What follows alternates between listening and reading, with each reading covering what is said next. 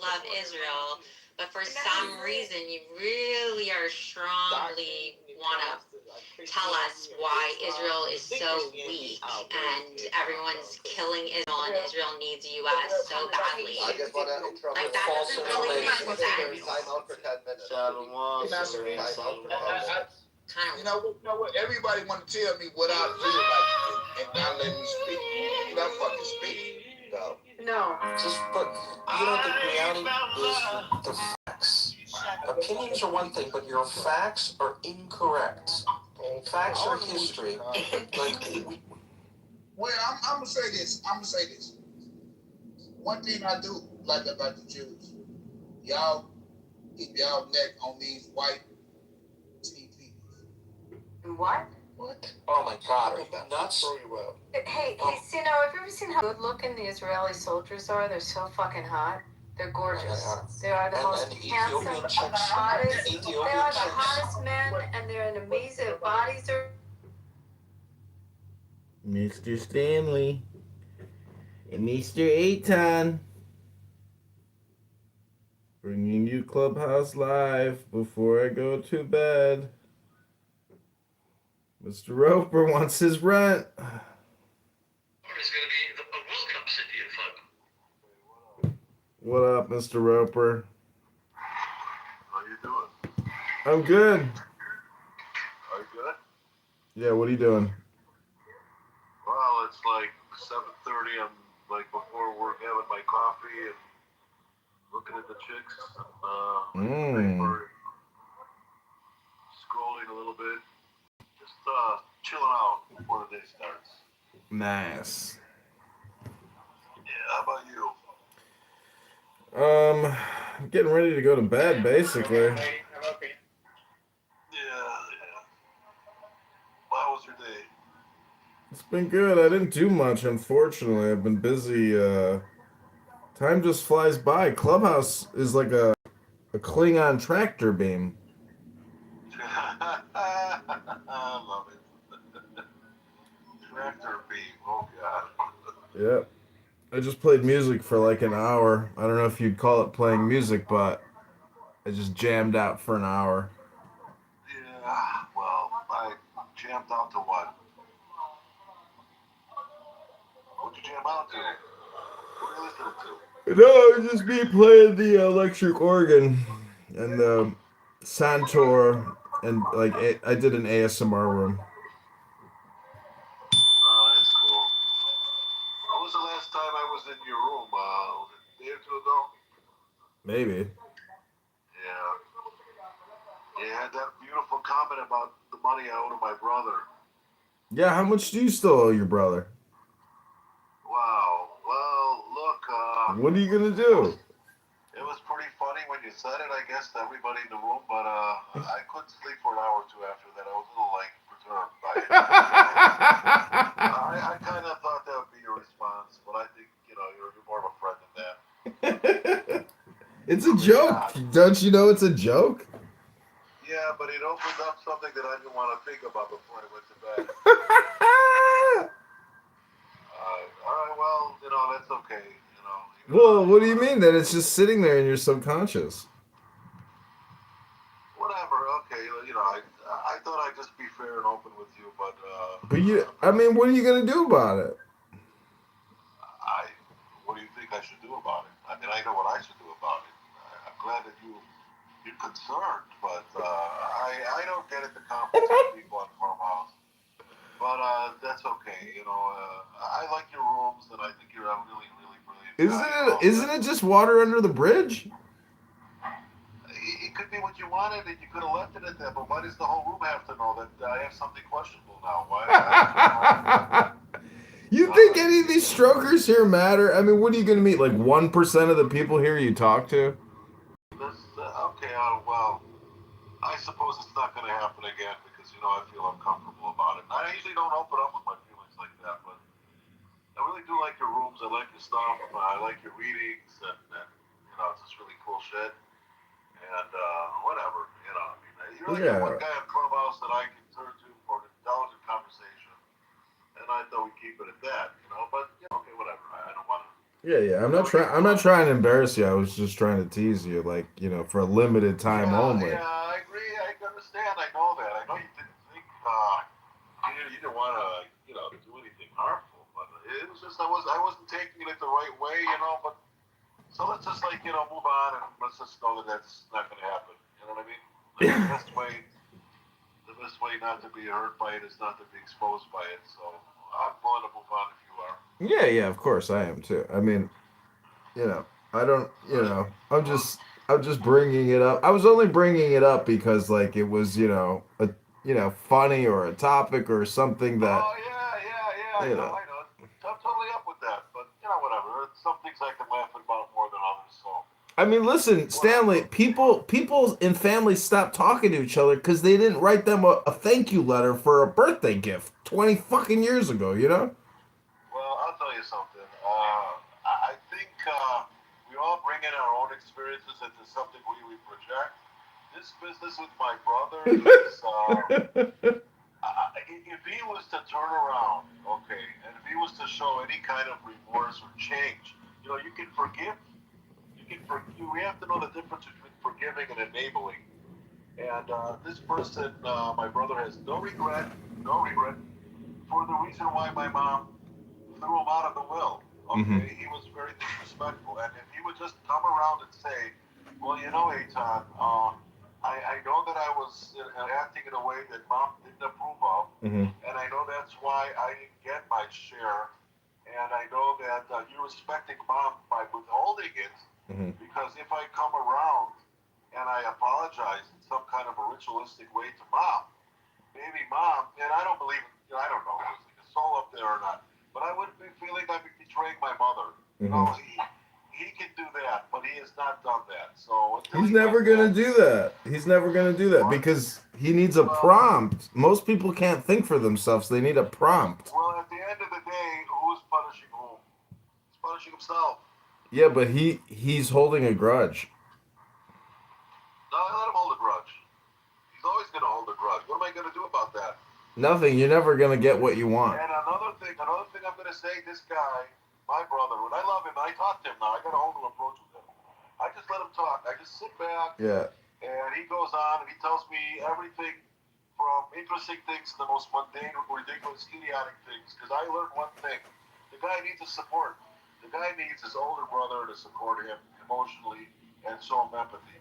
So I made that threat. I have gone a little bit closer to the line of scrimmage or whatever you want to call it. And I'm willing to go all the way.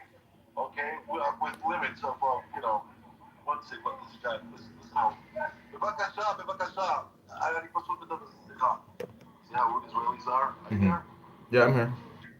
So, look, he has lost a lot of money because I found out, although this man has a degree in finance, a degree in economics, a certified public accounting certificate, okay? The whole family knows that he's not responsible with money. He has put all his stocks, all his money, all his inheritance, he's taken out of he's gone against my father's will, broken his own retirement fund, and he's put money in a very questionable stock that has gone down 95% since he invested. Jesus. Yes. You see, he has no money on him right now. His twin brother called me from Chicago. Okay, this guy's living in Beersheba. I'm living in Tel Aviv. That's another thing that's a little bit of a problem here. His twin brother had called me and said, Eitan, our brother is broke. Yeah. You're going to have to take him in. And he's completely broke and he's lost his mind because of it. So this is the guy that I'm going to give, anything money-wise to him. No, he can't be trusted. He's a gambler. Well, so, exactly. So there's a lot to it there. My father, who had no bones with him, okay, to big with him, no cross to bear, was also extremely worrisome about giving him any money whatsoever. Okay, my father said, I worked hard all my life. I made all the right decisions, and when I give it to him to piss it away, it's just not going to happen. Yeah. So that's what's involved. And I am really not a materialistic person. And I am willing to, I've given my cousin I give my cousin $125,000 that I haven't seen yet, okay? Which is about the same kind of money that we're talking about here with my brother. Maybe even a little more. I have no problem giving money away. me giving my brother money or not is nothing to do about any love for money or selfishness or that kind of thing. But I think you got a better picture now of what's going on. Yeah, I get it. He needs a trust fund. He needs to like have it doled out just for his daily, allowance. He can't be trusted with any large sums or even moderate sums. He needs the minimum standard of living though. If like Yeah, he works a nice job. Again, the guy has a CPA degree. He oh, should be making, what do CPAs make in America? Something like, I don't 100 know, 200 grand a year? yeah, it could be 100 to 200, could be more. Let's say 100 grand a year. He's working as a bus ticket, the guy who checks the tickets on the buses, okay? He's making maybe all told 24 grand a year. Yeah. Okay, he's choosing this life. He's choosing a Yeah, but life. maybe he's got mental health problems that are preventing him. Oh, most certainly. He will tell you that himself. And he's very, very, what's the word, acerbic? What's the word when he just loves to verbally abuse people? And he wasn't this way. He evolved into this because he's angry about what he did to himself, whether he knows that or not. Yeah. Well, I don't have a brother, but I know if I had a brother, I'd be able to hopefully like get him back on, board with not fucking around.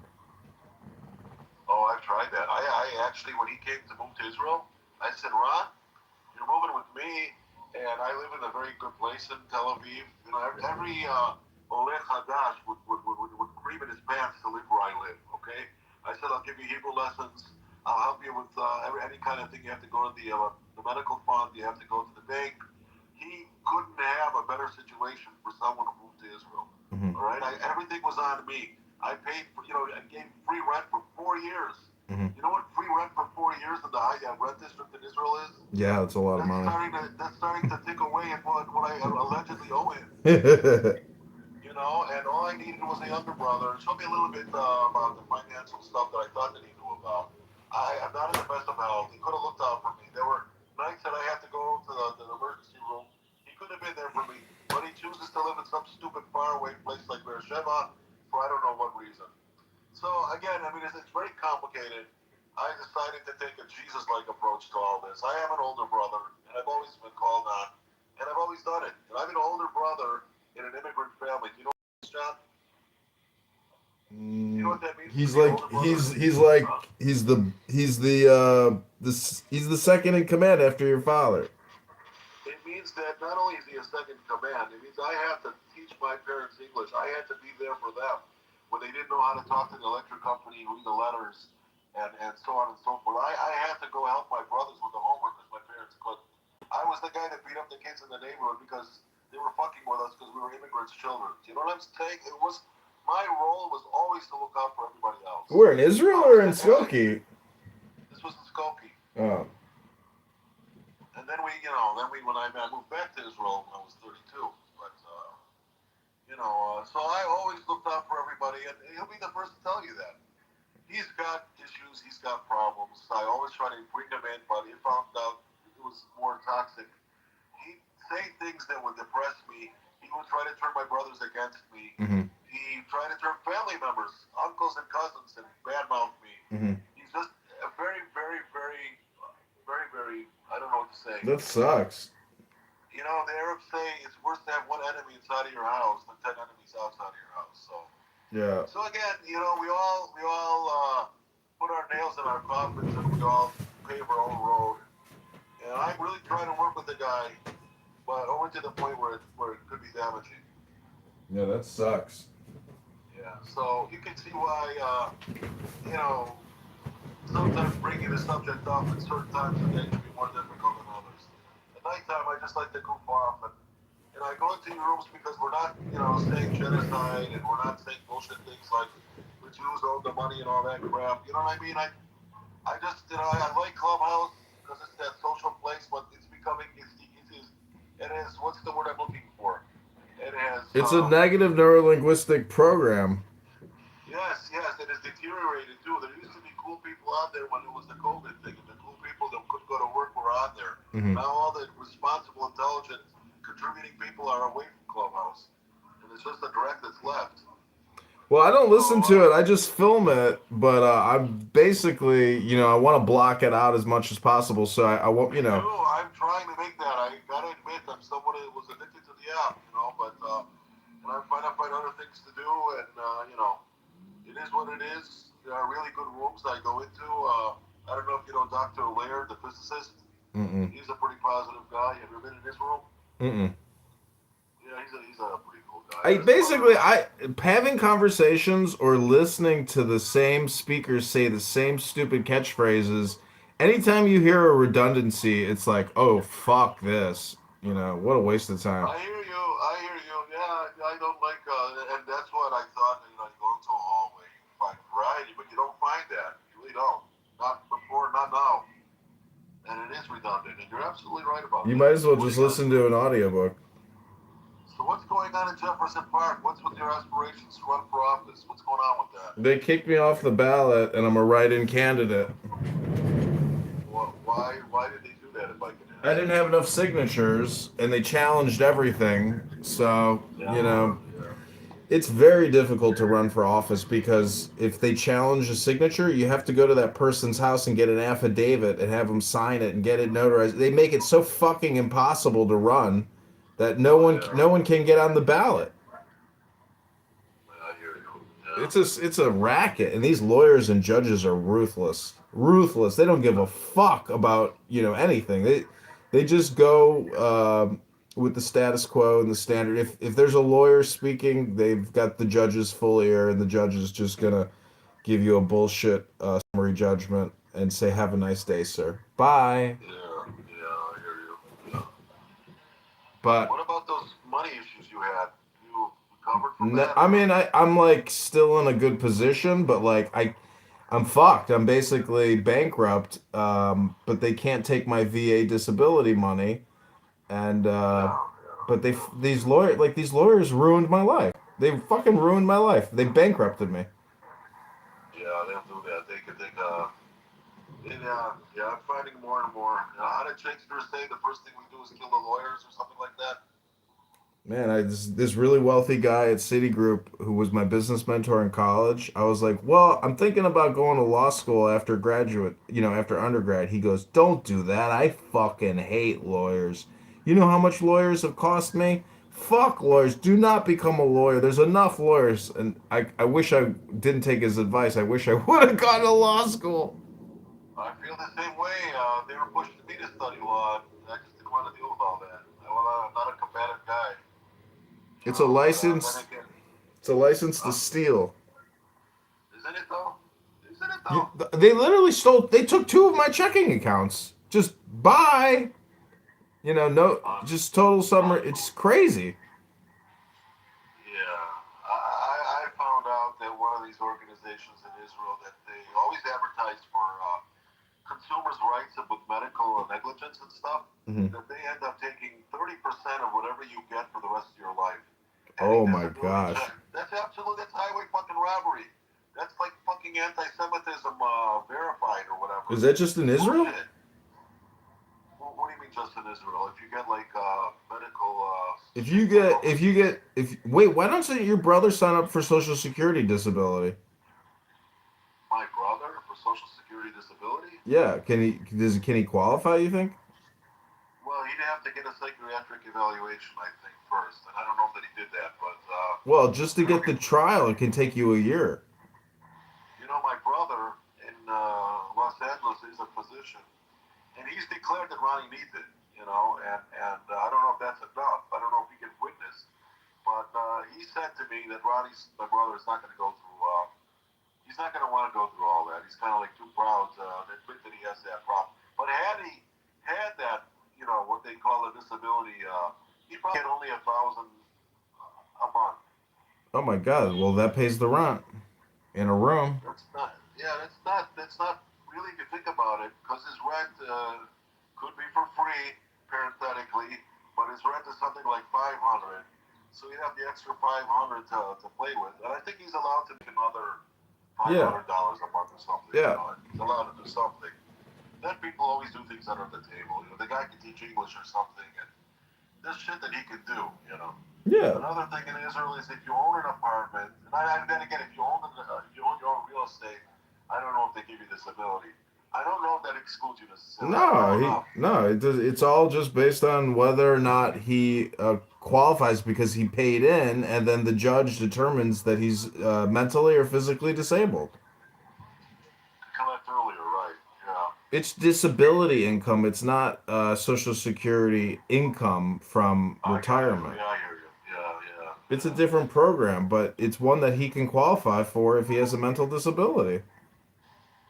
Well, it's something where It's ssa.gov. That's it. You go on there. It takes you 50 minutes to fill in the application. That's it, huh? That's it. And then they have his work history, know how much he's already paid in, and he could, if it's he could listen. It could be a huge stress relief for him. You never know. Huge. I really Doesn't wish it that, doesn't take you much time to do it. it's all there. It's all there for the taking. You just got to move him a little bit. He's just got to be motivated and got to have the right kind of thinking to get there. Well, get a conference call with him and say, "Hey, I got an attorney who's going to fill out all the paperwork for you." Yeah. And then just put me on the phone and I'll say, "Hey, Ronnie, I'm on ssa.gov. I'm going to fill in your application." Maybe he'll calm down then, huh?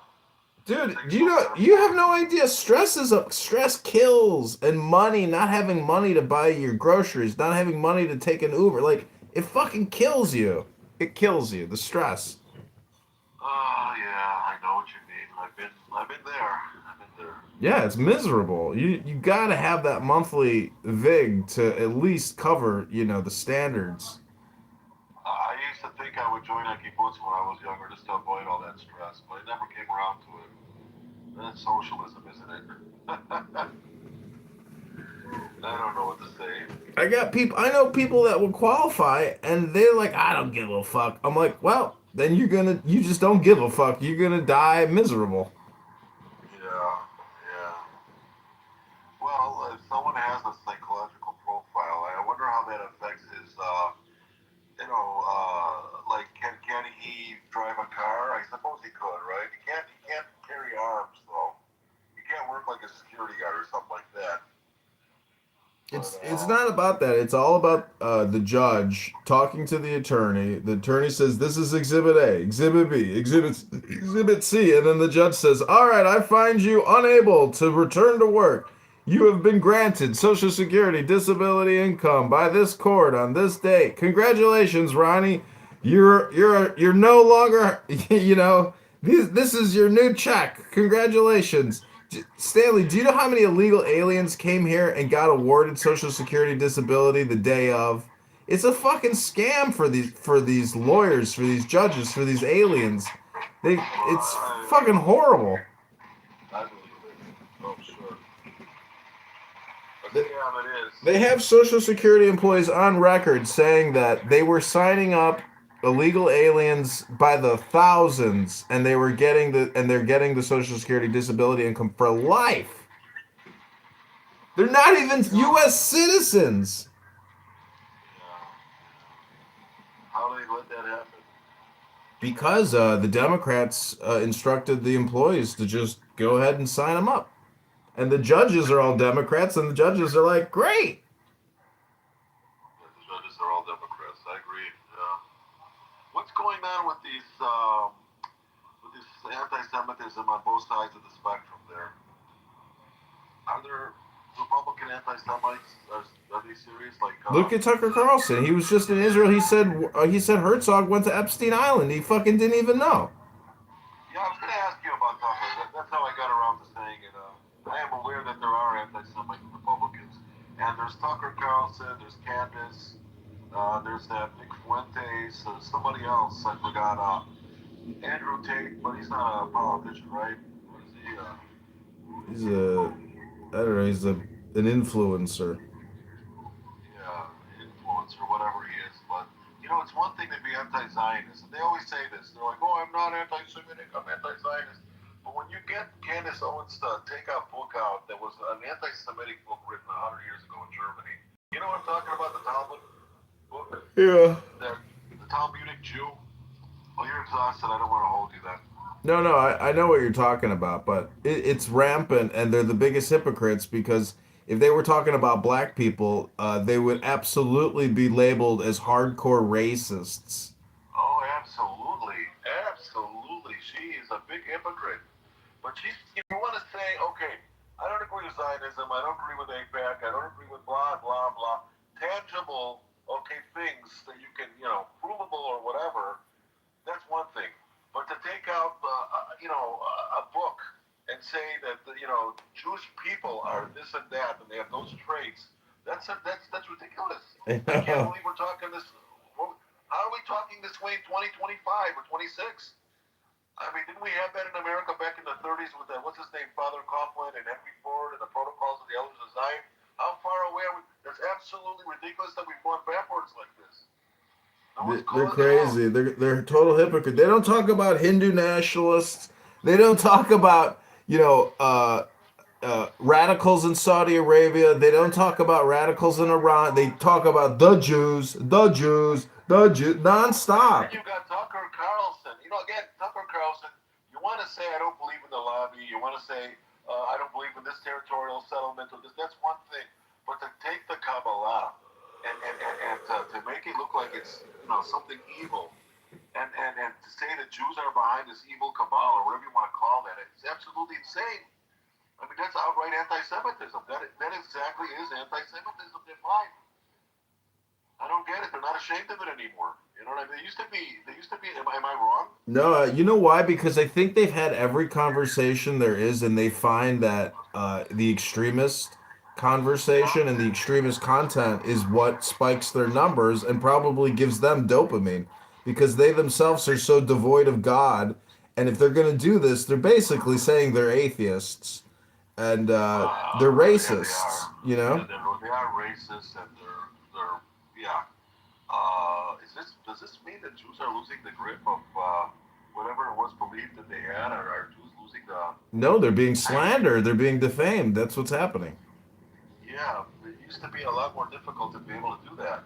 Are you kidding me? My great grandparents had to leave Eastern Europe because they were being slaughtered and defamed daily. They came here through Ellis Island, probably like your fucking grandparents or parents, because they were being Well, defamed I and literally murdered. well that's exactly my point. That it's gone full circle. There was a time, when Holocaust and the protocols and the pogroms and all this, and then seemingly, like in the 50s and the 60s, when things were going well in America, this didn't seem to be, that pronounced. But now it's just blatant in your face, probably because of the media as well. Kind of like Marshall McLuhan said, the main medium is the message. Yeah. And maybe that's what's going on. Every idiot has a voice now, and everything can go viral. No matter how stupid, it can't go through censors anymore. Maybe he should have. I don't know, but I don't know. So it's discouraging. I'm kind of happy that I'm in Israel, so I'm not dealing with all that shit.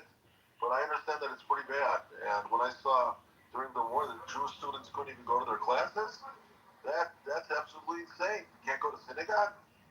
I mean, I expect that from Muslims. I didn't expect that from a Christian society. Yeah, just you can expect the situation to get more and more dangerous because the Well, mind that's what I want virus to. is real. Yes, yes, yes. That's what I was going to ask you next. It is getting worse, huh? It's If getting bad. Orthodox Jews and people who are public don't take, total precautions and security, like there's so many nutcases out there that my dad worked for the Jewish Federation in Chicago for 20 plus years doing security, and it's a real serious threat. Like there's a lot of whack jobs, and on Clubhouse here, that's the type of insanity. Like that guy Resistance. Oh, He's he's a nut job. physically Yeah, attacked physically attacked a Jew in the street just for being Jewish, and had to go to which one? court. Was that Yosef Hadad or was that Norm? So he claims. No, he just attacked some random guy. That guy's a I nutcase. said, "Why did you That attack guy. him?" He said, "Because he's a Zionist in the fucking streets." Yeah, that's a nut job. He is a real. Wasn't he like a former criminal? Big surprise. I think Wasn't he? Norm knows. I guess his you know Yeah, his Norm knows the whole record. story. But that's nothing. It's the jihadists. It's the whack job, illegal alien or refugee status, Muslim radical young male alpha male who gets a box truck and decides to drive through a parade or something. Like that's the type of easy terror that's out there, and it makes me not want to go to any kind of public events. Like I don't want to be a victim. This is becoming, the science fiction is becoming science factual. It's just amazing now that they have all the means of communication. Soon they're going to have the weapons to pull off this kind of thing. Weapons are getting more and more advanced. I just, God damn, this is a noisy city. Do you hear this shit in the background? Yeah, Tel Aviv is fucking noisy, man, and it can get dirty and dusty, and it's savage. Dude, I call people. People call me from New York. 5 o'clock in the fucking morning, I'm off. Okay, having my coffee at the cafe, and you won't believe how much noise there is in the background. People from the other side of the planet saying, "What the fuck is all that noise at 5 in the morning?" Street cleaners come out. The vendors come out. It can be stressful there, man. Tel Aviv is like, It's a pressure cooker. yeah, it's a pressure cooker there. I mean, A lot holy of shit. nice looking girls though. A lot of nice looking women though. That makes it worth it. You know what though? In every major city in the summertime, there's a lot of good-looking women. Every city. When I was in Chicago and I was putting myself through school as a cab driver, I had people from all over the country. Yeah. They're like in the cab. They're like, "What is with the women in this city? So many beautiful women, yada yada yada." I took it for granted, but yeah, you're right. There's beautiful women everywhere. Yeah. But yeah, I mean, there's a lot my uncle drove a taxi. His name was Barton, and he went to Roosevelt. He got his undergrad in business at Roosevelt. Then he went into insurance. Oh, really? Yep, independent insurance salesman till the last day, till his last breath. He was pitching insurance. Really? His last breath. The guy was addicted to talking about life insurance policies. Oh, I know people like that. Yeah. Life insurance. He would have people call him up and try to sell him oil rights, and he would say, "Well, have you thought about getting a life insurance policy?"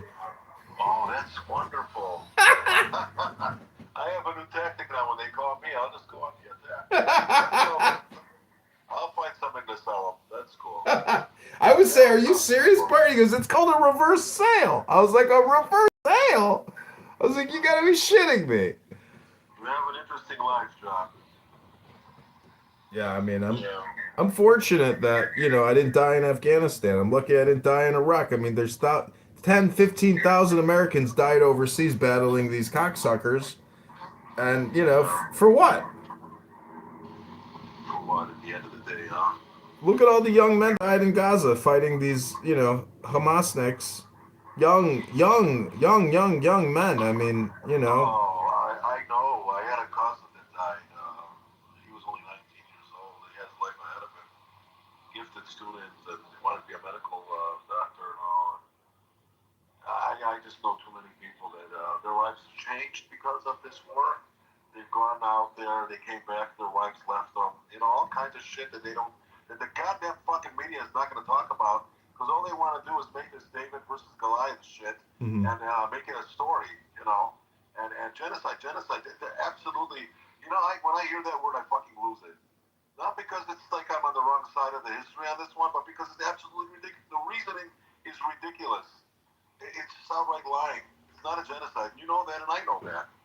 Yeah, but they're gonna. It's funny because it's like genocide is like what happens. That's the label afterwards, and so they're just using an extreme word. Hyperbole. Yeah, it's hyperbole. Yeah. And I've had discussions with this. I don't know why, but that what's her name? I think her name's Wednesday or something. Yeah. And I'm like, let's go through this. Let's see why you think this is a genocide. And in the middle, she just stopped. She's like, well, I don't want to do this. He's a genocide. What the fuck? If I belong to a people like the Armenians or the Native Americans or the Cambodians, or a Holocaust survivor, I would be offended that the word genocide is being used like water, like toilet paper. I don't know. It's absolutely ridiculous. Well, it's a war of words.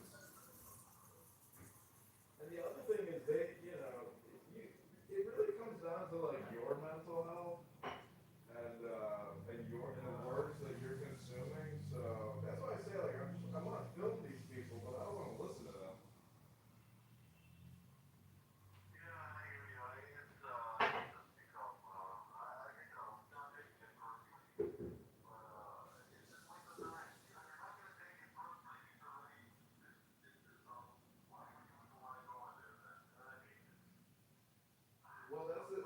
It's see the human voice is so sticky. It's like this is the perfect hypnosis because it's real, it's dynamic, and it's But the thing is, it's like after so many years, it's like fuck. I can't keep listening to the same stupid people say the same stupid shit over and over. It's like a show for Amir. It's like his. Yeah. Every now and then I say to myself, because I do a little writing on the side, okay? I keep it to myself, the writing, but I'm on like more material, so I get onto a Clubhouse. I hear the craziest things, you know. Jesus spoke Yiddish. That was a good one. There was a few other ones that was up that vein, I'm just trying to remember them. Really ridiculous stuff. The human brain is so good at creating controversial statements to gaslight the opposing party. They will think of a new gaslight a million different ways. It's limitless. You know what bothers me more than that? If somebody knows he's gaslighting and knows that he's trying to get under my skin, I'm not, I don't feel, because he knows he's doing this, he knows what he's doing. It's the ones that do not know that the fucking willies out of me. It's the ones that really cannot distinguish, 75% of the Armenians that were unarmed, that got wiped out, and use the word genocide, and what's going on in Gaza and say genocide. That's the ones that really, really fucking, I don't know what to do with them. You know what I mean? Well, there's nothing you can do. It's just like these people aren't teaching meditation. They're not telling their audience or their fellow speakers to go within to solve these problems. They're not doing personal development. They're doing hardcore, radical, extremist politicking. Oh, that's a good point. It's a very good point.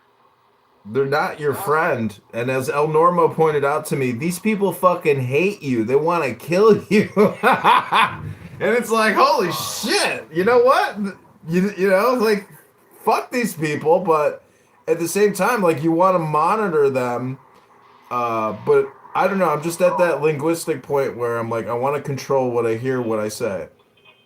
I hear you there. I hear you there. Yeah, absolutely. Because it's not good for your mental health. Look how I impacted you just by bringing up your brother. You said you couldn't even fucking go to sleep. You're like, you couldn't stop thinking about it. It's because I injected a mind virus into your brain. And that's part of what I want to teach people is like, we are our well-being is can be dramatically impacted by what we listen to. Yeah. It's not healthy to go into Amir's room and listen to that bullshit because they're the ones suffering from the mind virus and they want to spread the plague, the syndrome. They want to share the infection. That's what gets them off. That's what makes them feel better about themselves, and pulls them out of their own depression. That's true. Yeah. I spend a lot of time reading books here, and if I didn't do that, there is no way I would be able to counterbalance the radical hate and nonstop stupidity because it's brain rot what these people say. It's not based on the law, it's not based on justice, it's just based on basically propaganda, hate, misinformation, disinformation, and pathetic behavior because all these people are exhibiting patheticism. It's not, intellectualism. They're just basically wasting their time and your time. So shame on them and mock them and insult them, but don't, participate with them because they pull your own psyche into their toilet. Oh, boy. Unbelievable. Yeah. be the master of, it's the king of Clubhouse, and like, you can't let people manipulate you, and that's exactly what they can do. Yeah, they can. Yeah. Because you think you're coming in all sincere, and they're just out to destroy you. They're not out to like get to understand you. They're not interested in knowing your worldview or opinion. And none of these people ever talk about the law. They support the terrorist attacks on October 7th, and they claim that that was a military attack, not a terrorist attack. And they're supporting hardcore piratism and Islamic jihadists. They don't and they know it, but they just don't care anymore because they think that the Israelis, aka this Zionist entity, as Amir loves to say, this Zionist entity. Oh, okay. You mean the state of Israel, which is a Jewish country, Jewish majority. Yeah. But it's not. I mean, how many Arabs do you meet every week? How many Arabs do you see all the time? You probably see Arab Israelis all the time. I do actually. In many places. You see them in working in the hospitals as doctors. You see them as dentists. You see them as even a lawyer. I see them everywhere. I see them at the cafe. Everywhere, and they don't express. Even at the grocery store, they work there, and I have a friend that works in the grocery store, and she got the what do you call it, the Worker of the Month award. They completely incorporated, and you see them everywhere, and they're your friends. You don't know them as Ahmed. You know them as a person. Hi, Stanley. Hi, Lord. Hey there. Stanley, you sound like you learned in yeshiva. What? You sound like you learned in rabbinical schools.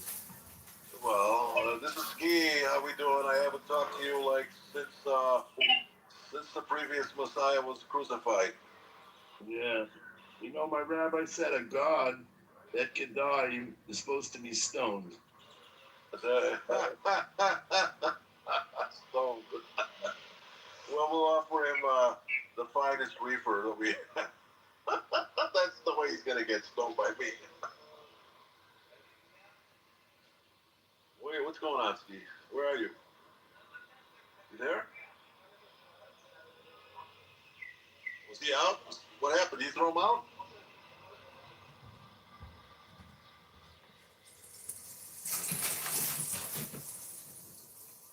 No, I think he left, but I just got a cup of tea. Oh, he's in the other room now. Oh, he's in he's a nutcase. He's such a troll. Hey, Strength. Ski, what up? I was reading an article about a guy that was married to a bipolar wife, and she was stable for many years, but once she started going on Discord or Clubhouse, he knew she's having a manic episode. What do you say to that stat? I think bipolar is like an index. Some people manage it well. Some people, when they get stressed out, their manic behavior flares up. And so it's all about really controlling your environment, controlling your stress. Otherwise, you're going to become manic and start, doing manic type of things, saying manic type of things. Strength, do you come from a Jewish mom or Jewish grandmother? No, my mother's gorgeous. My father is Yiddishkeit. So I'm a Mishling. I'm a patrilineal Jew trying to build a patrilineal Jewish state on the Mediterranean, what used to be called the Strip. When I see you have a Yiddish cup. Too funny. Yeah, everybody's all about this matrilineal Judaism. I'm like, what about the patrilineals? Can't we have our own state? The patrilineal Israeli state. Piss. Yeah, I call it JPAMK, the Jewish Patrilineal Ashkenazic Mishling Kingdom. There you go. JPAMK. Mishling. Who said your mother had to be Jewish? Let me see it written down in a book somewhere. You see now that drives me nuts. That's that's the theological bullying of a Jewish narrative. We were attractors, but who cares? Yeah, I mean, it bothered me, when I was like immature about it or, lacking understand. Because basically, it's like, how much do you understand God? It's not about is my mother Jewish, is my father Jewish. It's how much do I love God? How much time do I spend studying Torah? Absolutely, absolutely. It's in the heart, and that's what God cares about. It's in God. If you want to be more like God, you've got to study God. That's interesting. That's interesting. Yeah, I like that. Yeah, I mean, all these people. Oh, my mother's Jewish. You're culturally appropriating my family's faith and religion. It's like, do you want to join my book club? Because that's all I care about is my book club. Yeah, and it's only the most ignorant that are the most vociferous. And, they just sad. Yeah, what about the book club? What's going on there with that? Well, I'm in my library right now. I've got 1, 2, 3, 4, 5, 6, 7, 8, 9, 10, 11, 12, 13, 14, 15. I have almost 20 bookshelves in my house now. Oh, yeah? The woman who has brought all these books to my house because I bought them all on eBay, I gave her 10 not 11, 10 not 9 as a Christmas gift. Oh, how nice. I've been studying Kabbalah. I've been Studying Kabbalah, what authors are you reading? You reading Berg or something more Sholem? No, I'm reading a medieval Jewish rabbi called Eliphas Levi. Oh, But okay. it's like, I would say it's more like British Kabbalah, English Christian Kabbalah. But I think he had to pretend he was a Christian to get around the censors in the 1600s. Yeah, makes a lot of sense. That's what they had to do. What do they call them? Conversos, Moranos, Yeah, he whatever. was Spanish. Yeah. But the aristocracy loves astrology. Aristocracy loves astrology. Yeah, Kabbalah is basically astrology, in a way. You Well, can, there's a lot of astrology in Kabbalah. Yeah, I'm not doubting that. yeah. More Kabbalah, I think, but I'm intrigued by the wordplays. I love language, so a lot of this gematria stuff is kind of cool. You take it for what it's worth. Well, I got this. There's this one Jewish guy from Beverly Hills named Dr. Paul Foster Case. And when I was living in Los Angeles, I was in an antique shop and I picked up a book called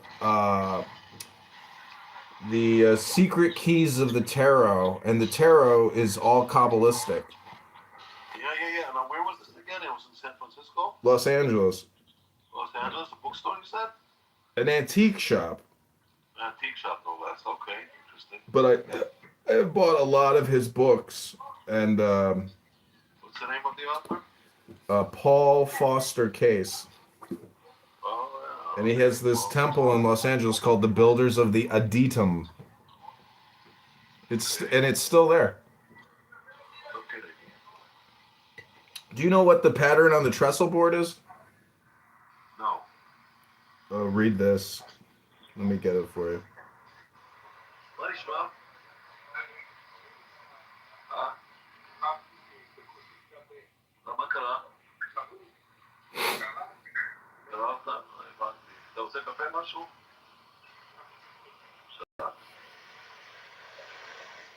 תכף אני אסיים איתו. אתה הולך להביא לך משהו? אוקיי, שב בבקשה. אני פשוט אסיים איתו, זה בחו"ל.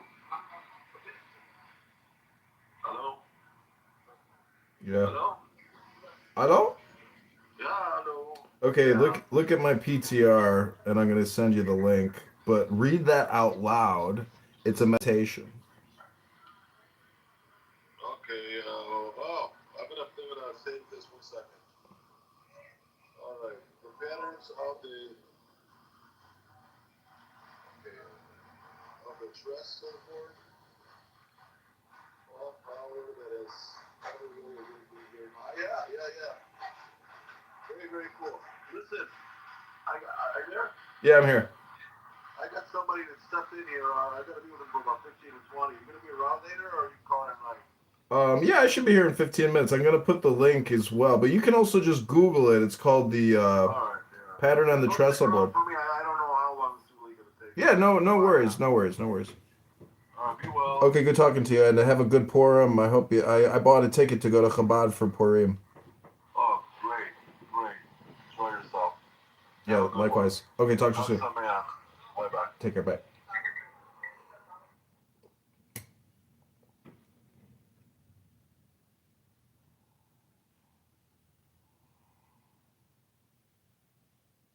If you love me, but that's a prescription. That's calling you to respond in a way. It's not saying if you don't, you can't like. No, it's not a call. It's not a call.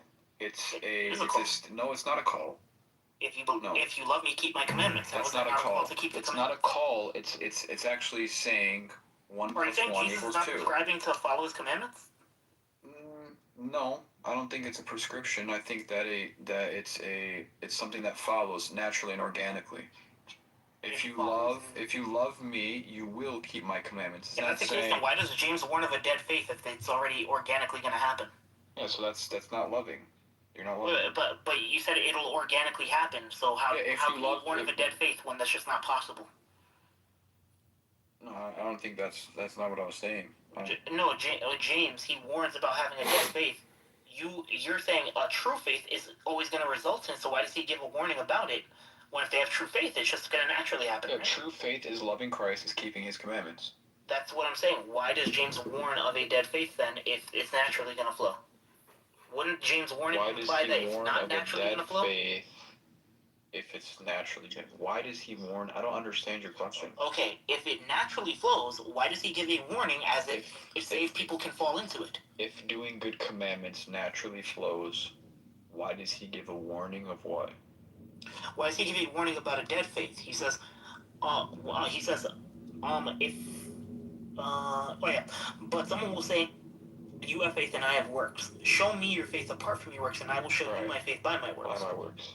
So that's warning the church. Hey, make sure you're having works with this. Yeah, why would he warn that? He's saying. He's saying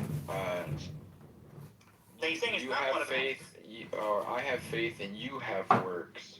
So that's saying he's saying you guys don't love Jesus, because if you did love him, I will show you my faith by my works. I'll show you my faith by my love. But if it's automatic, what sense does this warning make? It's not a relevant warning.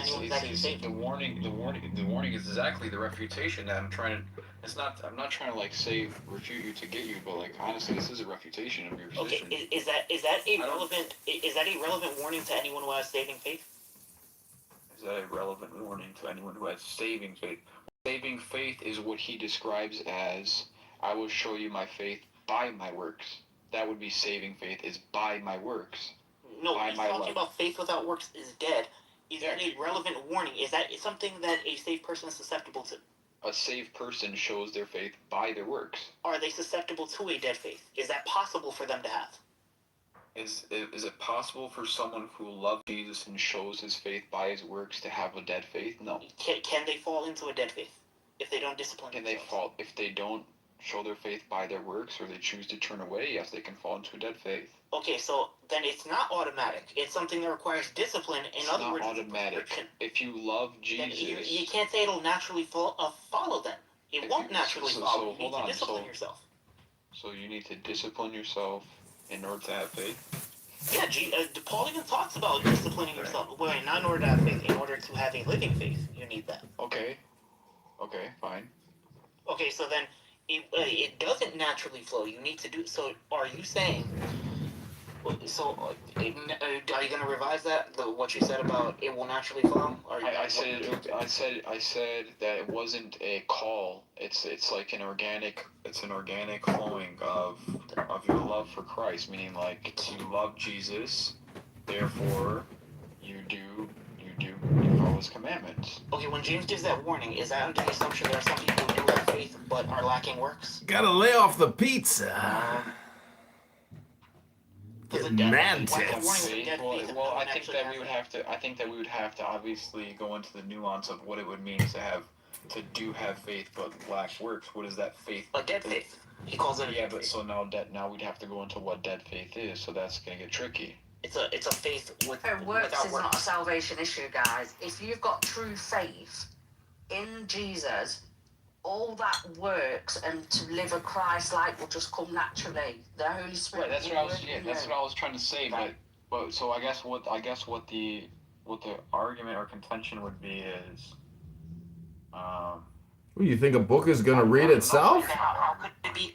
Then again, the warnings in James don't even really matter because that wouldn't be relevant to anyone who has a true saving faith. But you just said no. You can fall into a dead faith even when you have living faith. Well, you can follow. Yeah, you can follow it. Of course, you can follow. Well, you said anyone who's truly saved is gonna have work to follow. Yes. So then that can't happen to them. How could they fall into a dead faith if their true faith is always going to result in good works? Because their true faith is stemming from them keeping the commandments. Then so there's a prescription to the work keep is coming yourself first. Right? The work is coming first. Then it has to be a prescription to keep yourself. I think we have a failure to communicate. What? I think what we have here is a failure to communicate. We might. That's a movie quote from Cool Hand Luke. Hello? So, anyways. Hello? Last Supper. So that's my point. Then so I just want to know, will it naturally flow, or do you have to discipline yourself? Because those are not the same thing.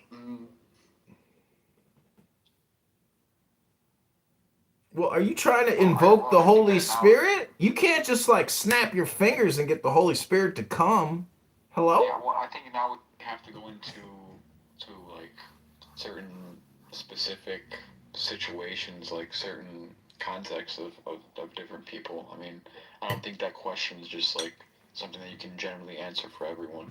Everyone comes to faith. I mean, it says you come to faith by hearing, right? I mean, we have to interpret it in light of all the scriptures. And okay, can you resist saving faith? Can you refuse it? Can you refuse it? Yes. I would have to get back to you on that one. I have to think about that one and actually go by what the scriptures say. You know. Because if not, you're affirming what like the Calvinists believe with irresistible grace, and it seems to believe in perseverance of the saints too. I don't know. Yeah, that's what I was saying. I don't know about that one because that was. Can you refuse saving faith? I don't know. I don't know about that one. Can you lose salvation? Yeah, I definitely believe that you can lose salvation. Then how couldn't you refuse saving faith? Refuse saving faith. What would losing salvation be but that? Because we're treating faith like it's an object that you're catching out of the air, and I don't think it's like that. No, it's just can you have had it and then no longer have it? It's not like a football. It's your faith. It's something that is obviously. So I lost my set of keys. No, but I mean, just let's use Hanlon's razor. Like you know what I'm. Well, no, I'm sorry, Grice's razor. Like you know what I'm saying by this. Like I'm not saying like an object. I'm just saying, can you have done it and then stop doing it? Can you, of your own volition, choose to stop doing it? Yeah, I believe that. Okay, then you believe you could lose salvation. That also means you could resist saving faith. Could resist saving faith. You could choose to not exercise it anymore. What would you describe as someone receiving saving faith in the Bible? To believe. Okay, can you give me an example of someone receiving saving faith in the Bible? Yeah, when they hear the message of Jesus Christ and believe on Him. Okay, so when the Lord Jesus sent out the apostles to heal the sick and raise the dead and proclaim the good news, proclaim the gospel, were they saved? When He raised the dead when He sent the apostles out. And then what? And he says, here, let me get that. I don't have the. What, the people who believed on their words? Yeah, they would be saved. No, the apostles themselves. Maybe not Judas Iscariot, or maybe so. But for the rest, yeah, I could definitely say yes. Okay, but that's hold on. I think it's Mark chapter 6, verse 7 to 13. Then He called the 12 and began to send them out two by two, and gave them authority over the unclean spirits. He charged them to take nothing for their journey except a staff, no bread, no bag, no money in their belts, but to wear sandals and not to put on 2 tunics. And he said to them, whenever you enter a house, stay there until you depart from there. And if any place will not receive you, and they will not listen to you, when you leave, shake off the dust that is on your feet as a testimony against them. So they went out and proclaimed that people should repent. And they cast out many demons, and anointed with oil many who were sick, and healed them. Okay. So they cast out demons, they healed people, and they proclaimed the gospel to them. So what's the question? So Judas was there. Judas Iscariot? Yeah. Sure. I don't think he healed people. He did miracles by the Holy Spirit. Yeah. So he had the Holy Spirit. Point of order, moderators. Can I ask a question? Is Judas a saint? The one that betrayed Jesus? No, because we have hymns that we sing which says he lost his place. He was lost forever. So we don't make a judgment on his soul because the church never damns anyone, but we can say that. I mean, obviously, we hope anyone goes to hell, but like he was replaced obviously, and he lost his his spot. So. I mean, I got a picture of the Last Supper, and it says Saint Judas on it. Is it talking about the same Judas? No, it's a different Saint Judas. Texas, I got really hurt when I saw you left. Last Supper, what's the deal? Are you coming or no? I honestly, dude, I'm having a conversation. Come on, man. I thought Christians don't lie. You just said in 5 minutes I'll be there. Did I say 5 minutes? Did I say 5 minutes? I don't remember if I said. I said 5 minutes. Let me go to his room for a little bit. If you guys are still here, I'll come back. Okay. No, this was a good conversation, Papa Kratos. I appreciate it, man. God bless you. So you gotta look up the liturgy of Saint John Chrysostom or Saint Basil. They're the same. They're pretty much the same liturgy. I mean, is there a specific section you want me to see in there? No, just honestly, just look that up on YouTube. The liturgy is just look up, honestly, if you look up the Orthodox Church, how they do it on Sunday, that's what it is. Go ahead to God's lawyers. Just look. It's the time when they do the consecration. Where did God's lawyer go to law school, and did you pass the bar yet? Hello? Lord, you're invited. Listen, I'm not a lawyer. I'm nothing. I want to be educated on this Trinity, this Jesus stuff. If I go in there and you don't show up in 2 minutes, I'm coming back. Wait, Insufferable, are you there? Is he there? You want to know about God? Why don't you just read the book, lawyer? Supposedly you represent a book. Why don't you just read the book yourself? Hello? I've never read it in all my years. Some people want the Holy Spirit to come, but they're not even willing to read the Holy Spirit's book. Hello? Oh my God. Oh, tell me about this Holy Spirit, please. It's all powerful. It's all knowing. It's everywhere. It's pervasive. It's intuitive. It's galactic. It's universal. It's omnipotent. It's omniscient. It's unlimited. Hello? You believe Jesus is your God? Yes. Lord? Lord? Hello? Don't get quiet now. You were just saying your opinion. Bro, your boy Last Supper just went over there. Go and debate him. Okay, all right. All you guys are welcome, by the way. He's gonna come back. He says he's gonna come back. Rebono Shalom. Yeah, here's my honest question. Why do we allow these fucking Jews up here if they're going to act like this? Whoa. Why do you have to put an F word in front of the J word? Jesus. Where's your Holy Spirit? I don't, in a word, don't you know what, the Jesuits say? They say, in a word, be a saint. It doesn't sound to me like you're very saintly. Sounds to me like you're a little angry. Nobody cares what you have to deal with. Oh, really? Are you projecting onto me the fact that nobody cares, about what you have to say? Says the one projecting, but hey, There you go, projecting about projecting. This is John Kitover. Hey, it's the skiff. It's the White House attaché, the point of contact for everything. Oh, she can barely string a sentence together. I'm sure she worked at the White House as an intelligence operative. Here she is trying to out the Lord with that cute red hair.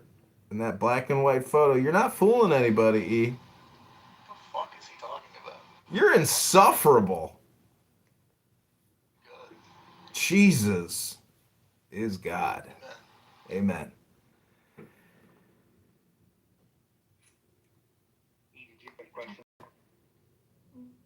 One asshole black white is, please block him. He records every. Excuse me? This room's on replay, E. Your black and white photo is not fooling anybody, Catfish. We all use dating apps, and whenever a woman uses a black and white photo, we know to swipe left. Here, I'll take the replays off of that. Why would you turn the replays off, Texas, bro? Because she wants to ask a question and. Oh, that's fair. Wow, that was actually a really good conversation. Okay, no one cares about your stupid debate, Bob. Papa, don't worry about it. Doesn't it automatically save the prior audio? No. I thought it automatically saves. That's that feature. She has a question. Papa, what are you writing, a new Bible? You ain't got to worry about it. Hold on, Lord. Let her ask her question. No, I didn't have a question. I literally just wanted to stay because I heard his voice, and he is insufferable. Who, the Lord? That's his name. Accurate. Are you talking about the Lord? Yeah. Wait. Are you talking about the Lord or insufferable? Jesus. Can we get a straight answer out of you? Hello?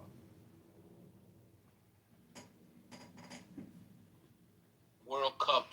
He moved the room. Nazi be chilling. Sure, yeah. The Old Testament. Yeah, that's fine. And the reason why I was even asking this question is because if Jesus and the Father, if Jesus came here to be about his Father's business, and he comes in his Father's name, then we can understand that his Father's business would be in the Tanakh and Torah. That's why I was asking you, because I have read both the Old and the New, other quite ripping books, including the Apocrypha. So that's why I asked you if you could show me or help me understand where Jesus learned about this Trinity. Sure. So now, before we go to this verse that I have from the Tanakh, are you familiar with the miracles of Jesus? But is this a book, or are you talking about in the gospel? Gospels? In the gospel, yes. like he calmed the storm, right? He claims to be the one from Jacob's ladder, who was standing at the top of the ladder. So with angels ascending and descending upon him. Just he raised the dead. Just like some refreshers. He heals the leper. He spits in the mud, and he creates eyes for the blind man. Water into wine. I just wanted to premise my answer with that. And so, could you read for us Proverbs chapter 30, verse 4? I am actually in the middle of making CMOS at the moment. Okay. Could you read it for me? I'm definitely listening now. Did you get that from Dr. Sebi? No, I don't. Okay. I was just wondering. He just made that popular, so I was just wondering. But alright, Proverbs chapter 30, verse 4 says, "Who has gone up to heaven and come down? Whose hands have gathered up the wind? Who has wrapped up the waters in his cloak? Who has established all the ends of the earth? What is his name, and what is the name of his son? Surely you know." So this would be the Father testifying of the Son. You mean of Israel? When he actually says that's his begotten son? Israel. Yes, Israel is his begotten son, and Israel is also a title of the king as well. So the king can be referred to as Israel, so we can refer to Christ as Israel. And actually... Well, hold on. Let's slow down here, because now what you're doing is you're conflating. So if I'm conflating, hold on. The reason why I'm saying, hold on. Well, you gotta let me land, though. You gotta let me land, right? So if I'm conflating, then you have to show me where Israel wraps up the waters in a cloak. Did you even answer my question? Let me go back to it because I don't even remember. I don't even know. I don't even know if you remembered my original question because I don't want us to, get Your distracted original from that. question was, this is his only begotten son, Israel. No. My original question was, could you show me where Jesus learned of a Trinity? That was my original question. I was waiting for you to show us that. And you went way far there, and I went there, and we kind of got a little bit distracted. Well, I answered your question. I told you. Where was that in book, chapter, and verse? I told you that question that you asked me was indicative of someone who's never read the Bible before. Because Jesus didn't learn about a Trinity, he reveals the Trinity. He reveals the nature of God. He didn't learn about a Trinity. That means that you never read the Bible before. Jesus, he must have had a library somewhere. Do you think Joseph had a bookshelf in the house? So again, I was just wondering. In the Father, and the Father's in him. Really? So where does the Father say that? Where does the Father say that Jesus is in me? Where does he say that? I'll wait. Well, everything that the Father does, he does it through the Word. Oh, okay. And if that's the case, could you show me book, chapter, and verse on where he gave his word about Jesus Christ specifically? Yeah, it's called the Book of John. Well, I just. Well, see, God doesn't speak there, Lord. Oh, I don't God, know if you God heard, but I does was speak actually through talking to John. I know. Hold on, last supper. Oh, look I know out. It's exactly a who I'm black speaking to. woman with a So I green was just bean. sitting here speaking She's all to powerful. Last Supper, She and got the Holy Spirit inside of her. Hello? So with that being said, go ahead, Last Supper. Yeah, so I went to Proverbs chapter 30, verse 4. Yeah, and you're talking that was about Israel. Yeah. The Father actually named as his begotten son. Okay, so Israel. who has gone up to heaven and come down? Who is that about? Did Israel come down out of heaven? What are you speaking of, sir? Hello? Proverbs chapter 30, verse 4. Who has gone up to heaven, come down? And did Israel come down out of heaven? He the third person to bring up this That's why I'm confused. Yeah. Yeah. I'm confused too. Did Israel come down out of heaven? It don't say. Said, take ye away the stone. Remember, we were buried in sepulchres aforetime. So they had a stone in front of his sepulchre. Go ahead. Martha, the sister of him that was dead, saith unto him, Lord, by this time he stinketh, for he hath been dead 4.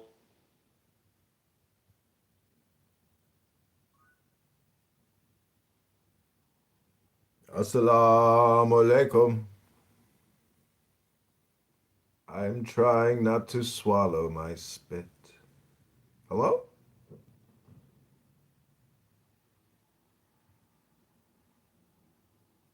Think of yourself with clear. Hello?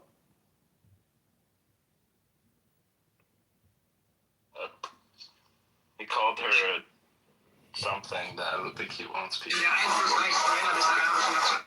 Well, I won't play that part. I want to play it for the other person. I can send it to you. Yes, please. Bro, play it. Prince, play it. Joey. I can't play it. I don't, my phone is messed up. Joey, are you playing that in Jack. English or in German? Joey. 1 second. I'm looking for it. Is it the one when he mentions all the countries? Not the one where he mentions all the countries. He talks about, why he needed to fight the Jews back and drive them away because they were basically. We're talking about Uncle H.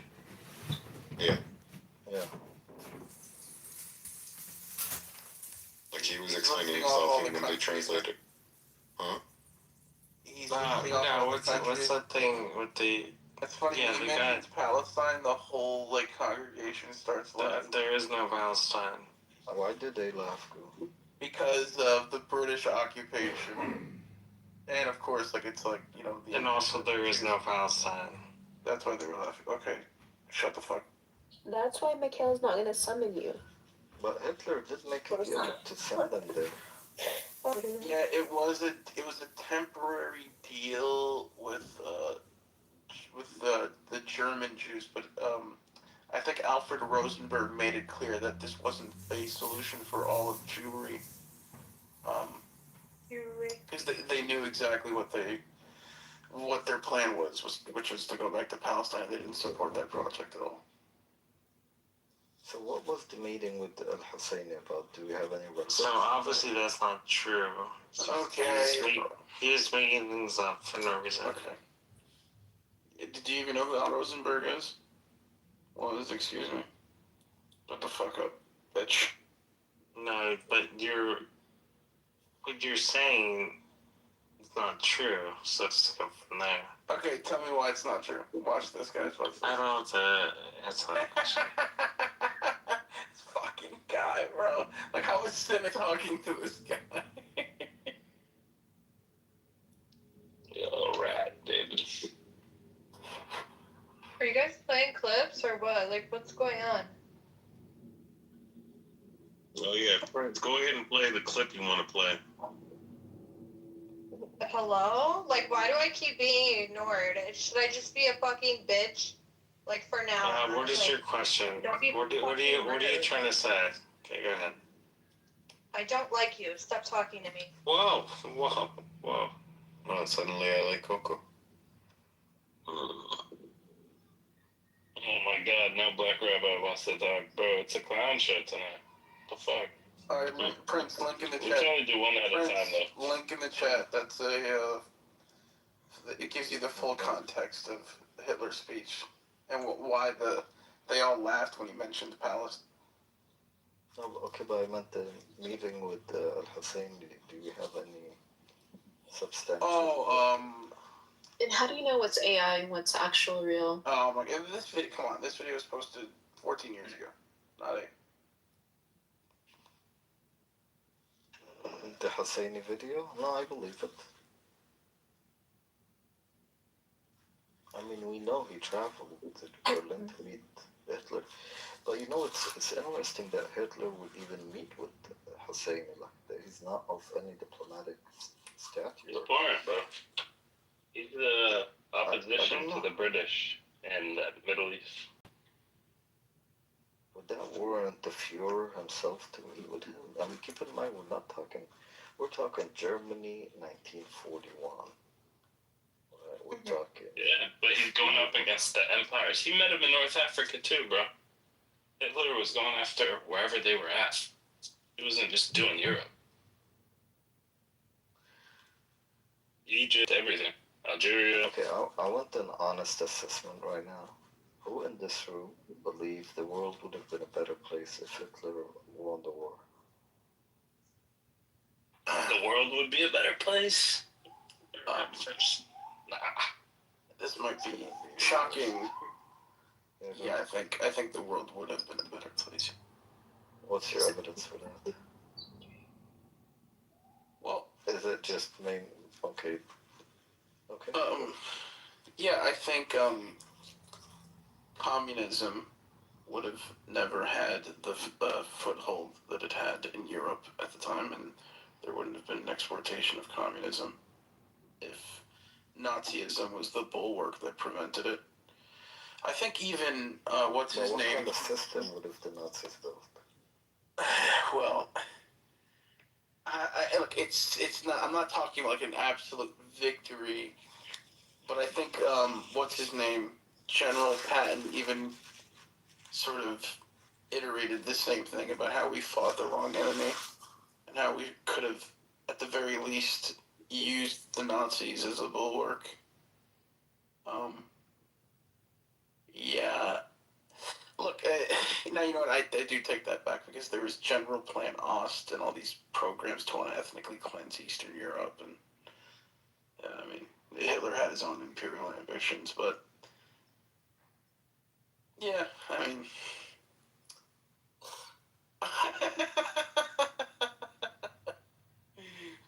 yeah, I don't know, it's hard to say. I mean, they say World War II was the good war. I mean, look at what had transpired after World War II. A lot of bad things. Set a precedent. The American Empire replaced the British Empire. What's that guy's name? Bernard Baruch. You guys talk about the past because you really don't have any like real independent thinking or any real imagination. We're talking about hypotheticals here. Yeah, but why not hypotheticals for the future? It's the past. You're holding on to narrative. We talk about everything, Black Robert. Here's a hypothetical for the future. You ready? Achoo. Prince knew exactly where I was going with this.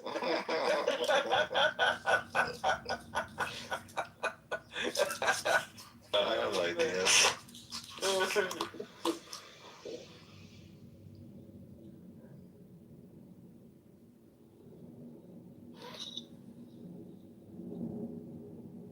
Black Robert, you're very disruptive sometimes on stages when we're having a serious conversation. Oh, okay. I'm sorry. No, that's why I put you down yesterday, and then you left the room. I don't remember. No, you tell us, Black Robert, what do you think would have happened if Hitler won the war? There will be no America. What's going to happen to America?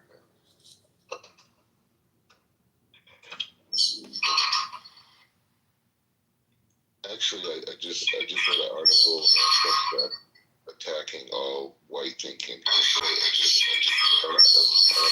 There's an echo. Laura. Damn. Yeah, and I circulated around the Jewish community. No one said anything yet.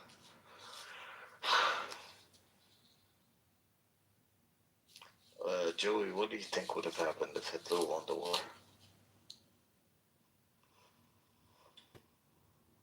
It would be a world with fewer Jews. Yeah, there definitely wouldn't have been no Israel. Yeah, that's for sure. Yeah, so... But, like, tell me, no, I want to know, what do you think the world would have looked like? Technology development, the economic system in the world, trade, would there be a global system? What do you think? Or would the Nazis... The goal was to...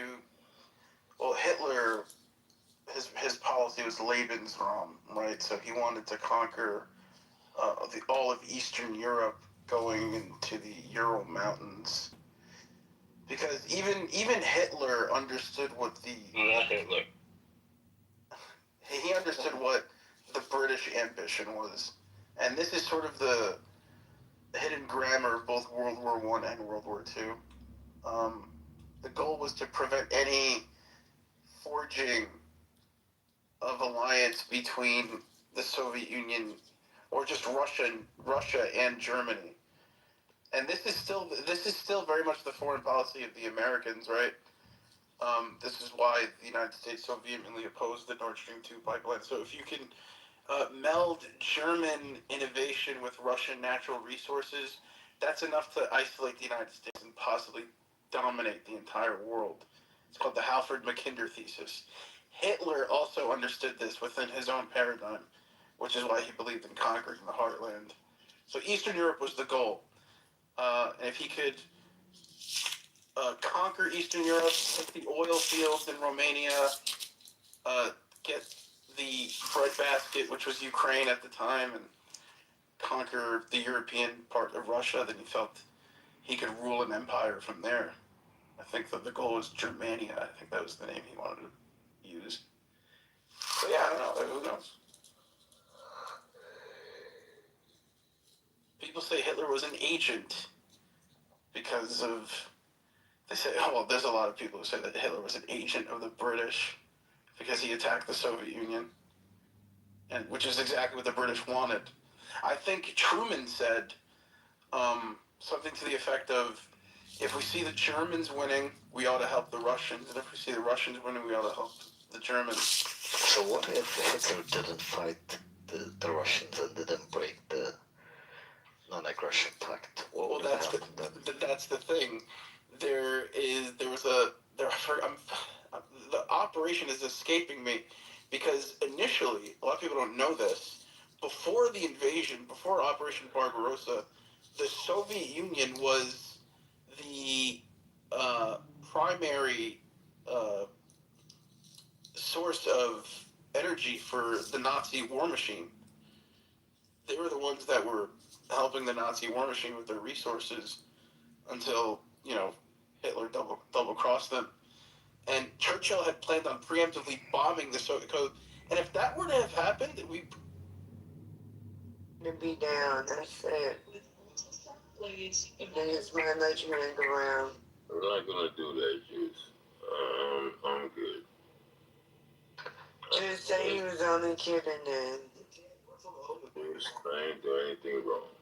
So you meant everything you said, even In on the the chat? about things? Like, you don't mean that about Mel. Like, you fuck with white bitches. You can't say that. You gotta apologize, bro. I love all y'all. Right, but so then you don't put stuff like that. You don't mean that. What y'all do to me is unfair. Y'all never apologize to me about wrong shit that y'all do. So I'm not. So now, ain't you the elder, bro? So you want to for tat now? You want to for tat? You supposed to be the elder. Look what kind of example you set. Respect is where it's due. Come on. Respect is where it's due. Respect is where it's due. Just because you're an elder don't mean that I don't demand my respect too. That elder not supposed to go tip for tat, bro. No. And I left it alone. And all of y'all jumped on me. And I leave it at that. I said it many times. I apologize. I already said it. I said, y'all got this. It's good. And y'all made jokes out of it. It's just fun and games. It's jokes. I laugh and everybody just jump on OG Clubhouse and call me this and call me that. And I'm supposed to sit back? Nah. Hey, I try to support. Y'all made it something negative of me supporting. Y'all switched it up and turned it to what it was not supposed to be. So, no. I'm not going to apologize to nobody when I try to support. And it goes that way, so it is what it is. It sounds like to me you're in your feelings as an OG. That's why, I don't know. Are you in your feelings, OG? And what I know was right. It's not about feelings.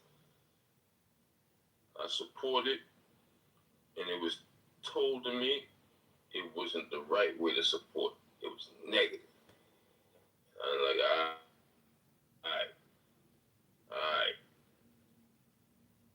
So let's get down to the nitty gritty, because I wasn't in the room. Really? What are you talking about specifically? But you will talk to your brothers and your sisters. They will explain it to you. No, I'm asking you because it feels like your efforts. It seems like your efforts keep coming up short, and I'm just the observer. I'm not trying to get emotional with. It's not emotion. You've been talking your shit about me too. You was not in the room when they went down, and I get it. But there's no need to explain it to you. You know how this family moves. And I said, fam, I'm not going to Exactly. So when I read the chat, I'm very confused because why would you disrespect my sister who actually invited you into the room like that? That's crazy to me. That's weird to me. But it's there on paper. Well, I read the chat. I don't give a fuck if it's on paper. But I read the chat when you don't even know what really went down. Because that's my job. Hello, I'm the secretary of the chat. I'm the secretary. Hey, Juice, one pause. Juice, am I the secretary of the chat? I wouldn't even expect you to understand my Absolutely. point. I don't expect you to understand my point, Makita, because you're going to always take the family side against me. So I get it. No, it's not about sides because it's they. Are you a they? We're us. We're us and a them. It's always us, never them. And if you're a they, you're saying that you're not part of the bloody bunch. So just say what it is. Juice, are you hearing this? Just say what it is. That's not a reality. Everyone came across me the wrong way. They felt I said this, I said that. I ain't say nothing wrong. And it was just pulled in. Yeah, but you know what it is? Duck season. You know what I mean? Everybody's getting called out on their bullshit, and as a secretary out in the chat, I'm calling you out on what you put in there. It's disrespectful. So apologize. I ain't apologizing about a goddamn thing, because I ain't do Yeah, okay. There we go. I donated and niggas want to take my donation as something negative? Come on, man. I'm moving you to the trunk. So you get the fuck down there, pussy. Oh, too late. Sorry.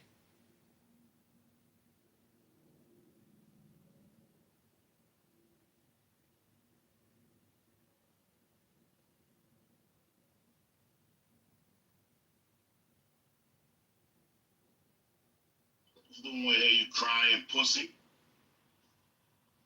Don't fucking cry. Fuck out of here with that shit.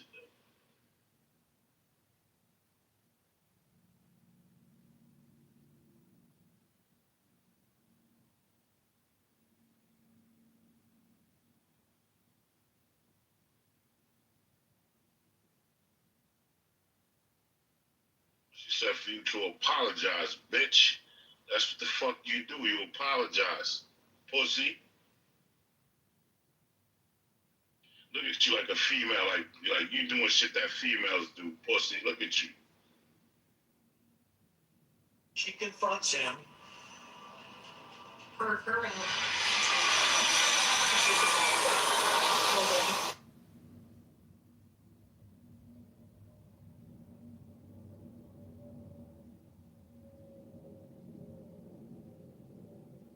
Out of control.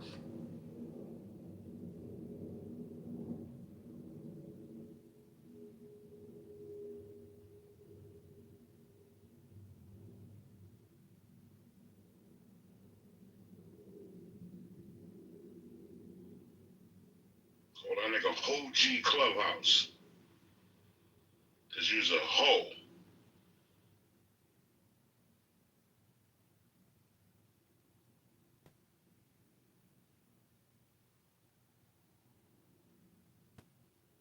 Going around in real life and on the app looking for love. You're just an episode of looking for love on the app.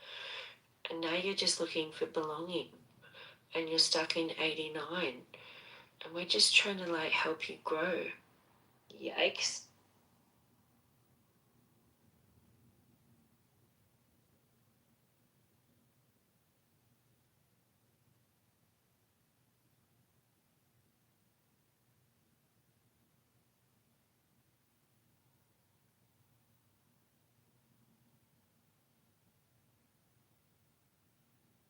Juice, he was right. He said something about 6 months.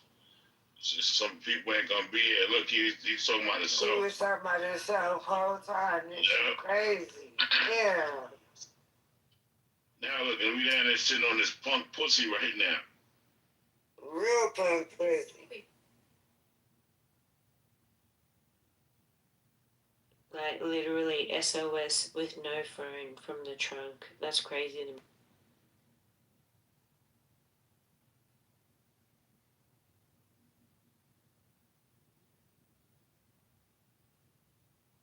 Cut that nigga Wi-Fi off from the trunk. He can't write nothing. Nigga, take the tablets from him, yo. Take the tablets. That's a fact. Tablet gone. See, now niggas took your tablet now, look, you see? Niggas gotta really treat you like a little nigga.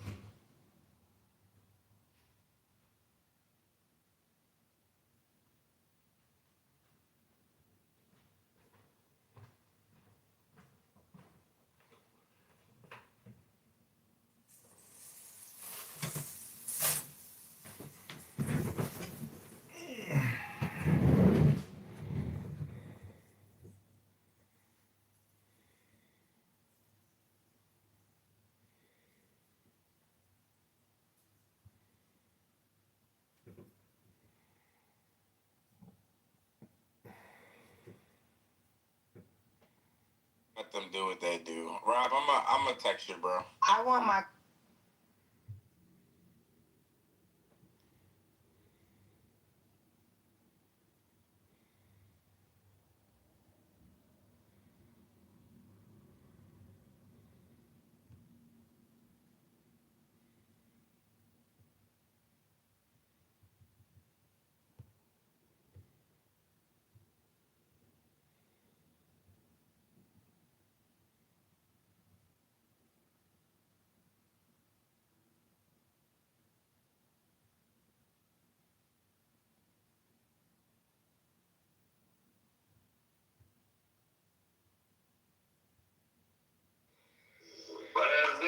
You off to this same part.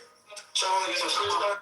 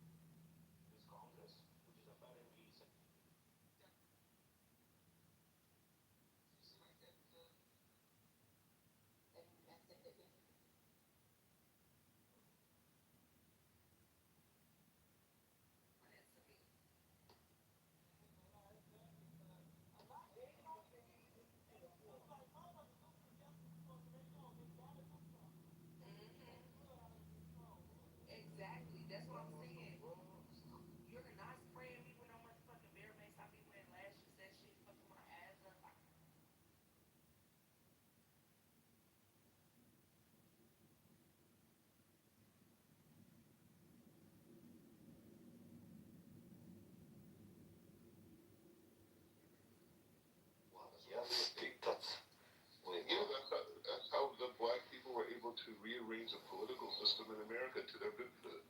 Something that didn't even acknowledge them as human beings. They changed it around. That's what the civil rights movement was. It was a rearranging of the geopolitical landscape in America. Civil rights movement, aka the Black Jewish Alliance. Whatever you want to call it. Anyway, Well, Kanye West threw that one on the all the youngsters here. I put that explains the new economy that they're going to be dealing with post AI. And I give vivid details on how to prepare. Black Robert, let me tell you something. Number one, the fear about AI. Now, west side, the best side. AI is not going to replace all jobs, and people are not going to be unemployed, and the government is not going to give universal checks. Okay, AI is being already integrated into the economy and is replacing certain jobs, but other jobs are being also created to other jobs, especially in the AI field itself. That's number one. Number two, AI can be regulated. A lot of governments, including that of the United States, regulate AI to prevent major layoffs like this. Companies cannot and will not willy-nilly replace. There's a reason why many European countries till this very day do not allow Uber. For southern Mediterranean than Persians. You know that for a fact, right? You understand that Arabs look closer to European counterparts than you do.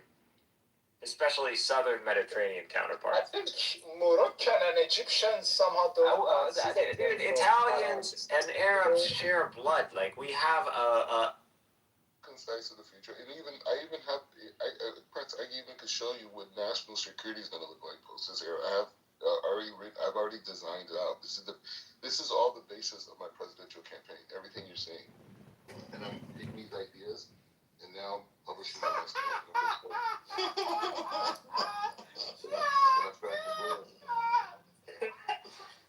Wait, why are you laughing? I'm confused. That's all you can do when you do this. Really, bro? It's fucking ridiculous. Wait, I want to ask Joey. Joey, do you know that Black Rabbi is running for the White House in 2032? I'm sorry, I didn't hear you. Can you repeat that? Did you know that Black Rabbi is running for White House in 2032? No. I'll go above you. Oh, great. Mama, come up and tell us how Black Rabbi is not a Jew. Because I believe he is a Jew. Tell us how your coffee game Is it your name, Black Rabbi? Yeah, normal. You should come up and tell us how his coffee day was. Where's El Norma? That's how he talks. Yeah, normal in a goo. Normal love telling Black Rabbi he's not a Jew for some reason. Yeah, Black Rabbi knows more about the Torah than Normal ever. I just put in the chat a whole outlook on I have a question for Black Rabbi. National security, yes, so. Black Rabbi, do you consider El Normo to be a Jew? I think that's the real question. He doesn't. Wait, what makes him a Jew? He doesn't keep Torah. He doesn't keep Shabbat. Shabbat. He's always on Torah the. is not the basis of what makes you a Jew or not. It makes you a good Jew, keeping the Torah. So what makes you a non-Jew? What makes you a non-Jew? Converting to Christianity. No, not just that. One way either a person has a Jewish mother, right? No, what makes you not a Jew? Or a person is like me who took on the Torah and went through the ceremonial process to do it. So do you believe that somebody can be born to a Jewish mother, be an atheist, and still be a Jew? Yeah, 100%. Where in your Torah does it say that? And kings that were like idol worshippers at times. I mean, it's like off of the Tanakh. Like, it's not being a Jew and being righteous. Wait, what kings? Can you name them?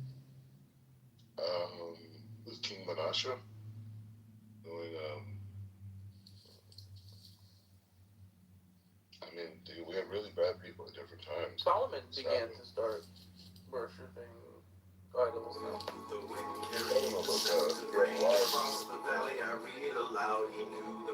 Just criticized right wives that more practices. Well, I'm about to deliver a case of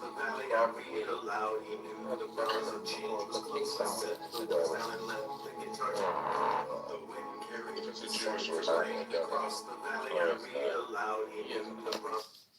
No, because when people die, What did you say? Did you say who? What was your position on this one? 45. King Solomon?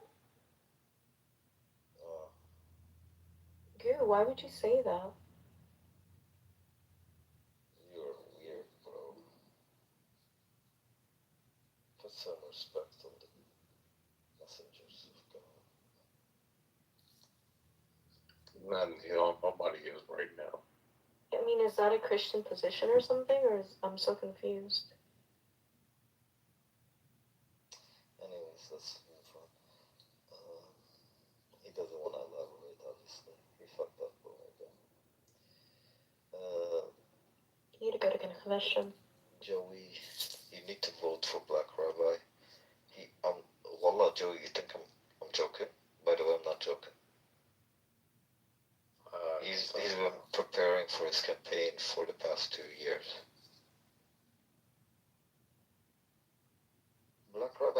makes you think? Are you? By the way, are you? I never asked you actually. Are you running as a Democrat or a Republican? Republican. Republican. And what state are you from? California. So my question to you is, why on earth did you all of a sudden decide to jump to the highest office in the land instead of at least doing what the average standard politician in the US has done, except for Donald Trump, which is like start with the low offices to reach the high office? You didn't run for mayor, city council mayor, you didn't run for Senate in your state, you didn't run for Congress, I did run for Congress. In 2016, I ran as a Republican nominee in California. I lost against Karen Bass. 37th. Okay, that's a Democrat district, no? Yeah. The most Democrat district in America. Okay. So. And I still got over 10,000 votes. How many votes? 10,000. Okay. And what makes you think people are gonna vote for you to run? Like, what makes you think you're gonna even make it to the Republican primary?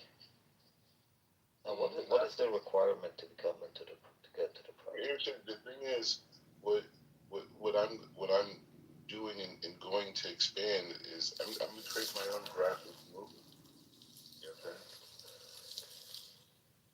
So I'm creating my own movement around these ideas. The ideas I'm posting in your chat. I'm a build community organizer. So let me tell you something. I'm gonna say it in front of you. If 5 years from now we see Black Rabbi on CNN and on Fox News in the primaries, that's it. I'm gonna do something really violent to myself.